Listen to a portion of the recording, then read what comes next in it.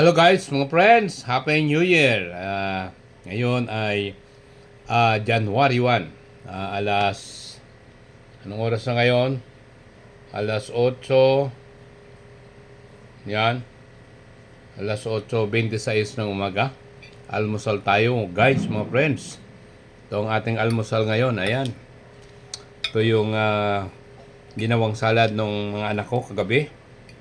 So, na lettuce salad. Dadagdagan pa natin ng lettuce dahil marami tayong lettuce. Ayan. Ito ang aking almusal ngayon. Ayan. So, kailangan natin ang healthy foods. Tapos, pati lechon natin healthy guys, mga friends. Hindi nakaka-high blood. Ayan.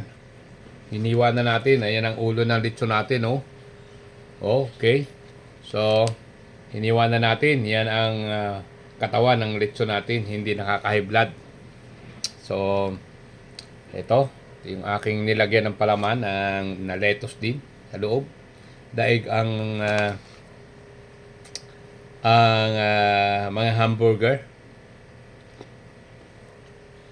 Tapos, meron tayong kape na herbal. Mangosteen stevia.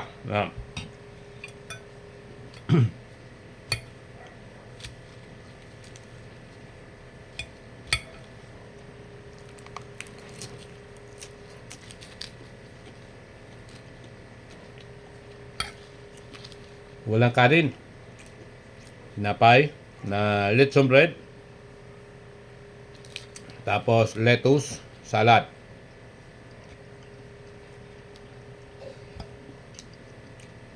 Meron ding ubas. Ayan.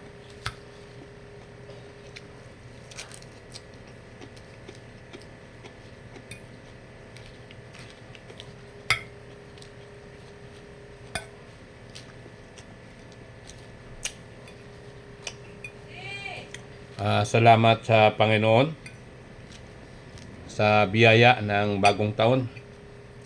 At naalala ko nung 2017 January nung ako ay ma-angioplasty. Kaya yun ang naging dahilan kung bakit kinakailangan ko ngayon ng kumain ng mga healthy foods. Ayan.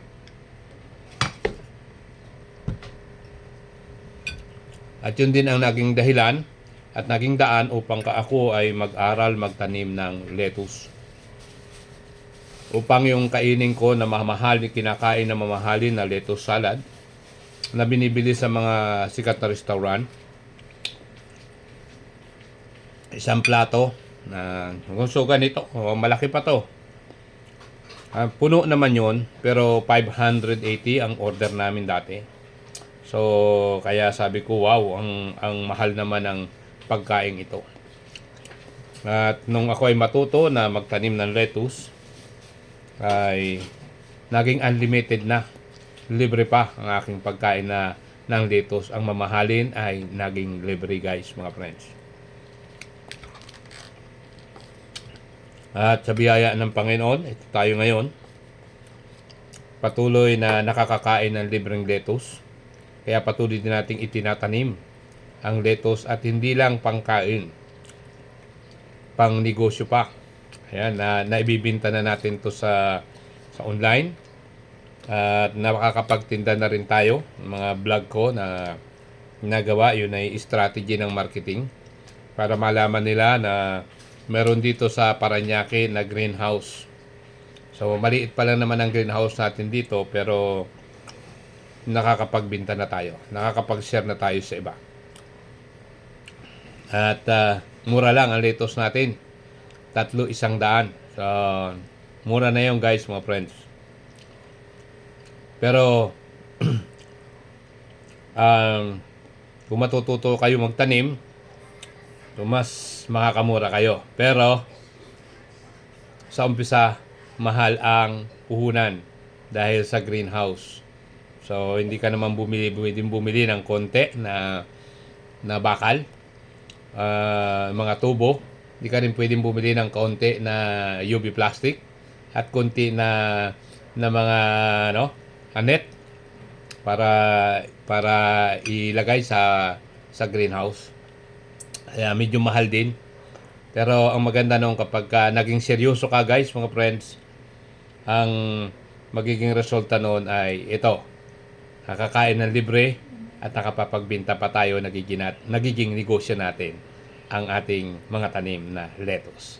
Yun lang guys, and Happy New Year sa inyo. Patuloy tayong pagpalain ng Diyos ni Yahweh El Shaddai sa buong kung paano tayo pinagpala noong 2023 at iningatan ng Panginoon. Gayon din sa 2024, naway tanggapin natin ang biyayang higit sa sapat, biyayang siksik, liglig at umaapaw pa mula kay Yahweh El Shaddai sa pangalan ng Panginoong Hesus. Amen. God bless us all.